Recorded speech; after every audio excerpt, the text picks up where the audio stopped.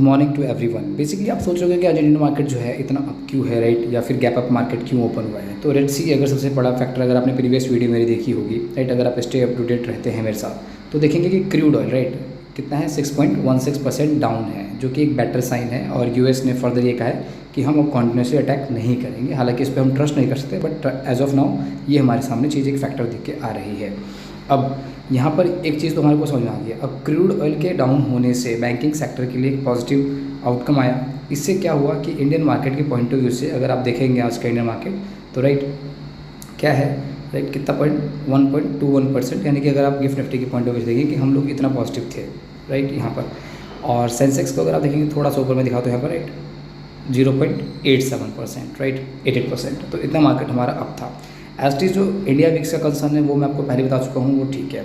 अब crude oil अगर Indian market में 6.5% अगर डाउन है, राइट, एंड साथ ही साथ अगर आप नोटिस करेंगे यहाँ पर, तो जो गोल्ड की वैल्यू है वो कांस्टेंट है, जो कि एक अलग साइन है अभी, क्योंकि गोल्ड को इतना हम देख नहीं सकते क्योंकि अभी कोई आउटकम नहीं है। अब मार्केट को फर्दर हम कैसे फोरकास्ट करेंगे आगे के लिए, ठीक है।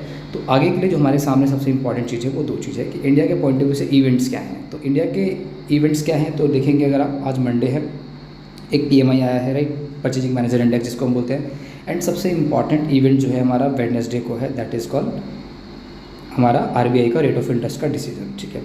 एज़ पर मेरे पॉइंट ऑफ व्यू से जो रेट ऑफ इंटरेस्ट का डिसीजन मेकिंग है वो यहाँ पर बिल्कुल कांस्टेंट रखा जाएगा, किसी भी तरीके की कोई छेड़छाड़ नहीं करी जाएगी। कुछ अदर इनिशिएटिव लिए जा सकते हैं, राइट, वो एक बेटर साइन हो सकता है इकोनॉमी के पॉइंट ऑफ व्यू से। बट अगर एक रेट ऑफ कट हो जाता है, राइट, क्योंकि पैनल में मैं तो नहीं बैठा हूँ, बट हाँ एज ऑफ माई मेरी अंडरस्टैंडिंग है कि रेट ऑफ कट नहीं होता है। बट अगर गलती से एक रेट ऑफ कट हो जाता है 25 बेसिस पॉइंट का, तो आप मान के चलिए कि वो निफ्टी के लिए बहुत ही ज़्यादा पॉजिटिव होगा और फिर फर्दर वो आगे जाकर के इकोनॉमिक ग्रोथ लेड करेगा। But inflation point of view से इन्फ्लेशन ऑलरेडी हाई पे है इस टाइम, तो इसलिए रेट ऑफ कट जो है वो ना होने के चांसेस ज़्यादा है, ठीक है।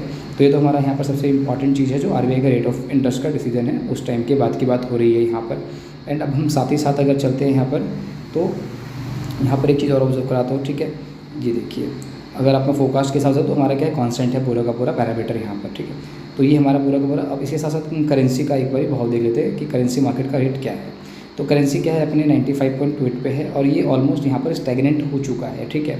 तो ये हो सकता है कि हम अभी बहुत जल्दी करेंसी के टर्म्स में ऊपर भी नहीं जा रहे हैं और बहुत जल्दी हम नीचे भी नहीं आ रहे, जब तक हम बैलेंस ऑफ पेमेंट में या फिर जब तक टैरिफ वाला जो मैटर है पूरा रिजॉल्व नहीं हो सकता है। अगर वीडियो अच्छी लग रही है इस तरीके की चीज़ों के लिए, तो do like and share with your friends and definitely make sure कि सब्सक्राइब कर लिया और आपने एंड शेयर करना मत भूलिएगा। Thank you so much for watching this video. See you.